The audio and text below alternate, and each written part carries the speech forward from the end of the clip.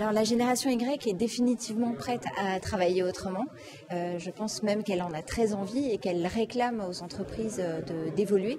Donc pour vous donner quelques exemples issus de notre étude, donc déjà il y a une vraie envie d'avoir plus de flexibilité. Je pense qu'ils ne nous demandent pas de travailler forcément moins, de moins s'investir dans leur travail, mais ils demandent de travailler différemment. Et notamment les collaborateurs français mettent en avant toute la pesanteur qu'il peut y avoir dans le présentéisme qui semble être un mal français, notamment dans les grandes entreprises.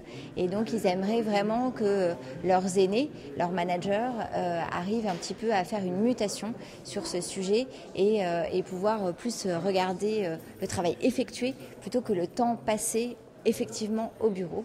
Donc là, je pense qu'il y a une vraie révolution à faire au sein de notre entreprise et je pense au sein d'un certain nombre d'entreprises françaises pour arriver à faire évoluer les mentalités.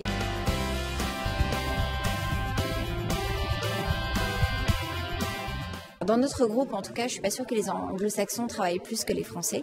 On a, je pense à des Français qui ont des horaires à rallonge, alors que par exemple, pour vous donner un ordre d'idée, en Angleterre, si vous rentrez dans un bureau Mazars en Angleterre à 5h30, il est quasiment vide.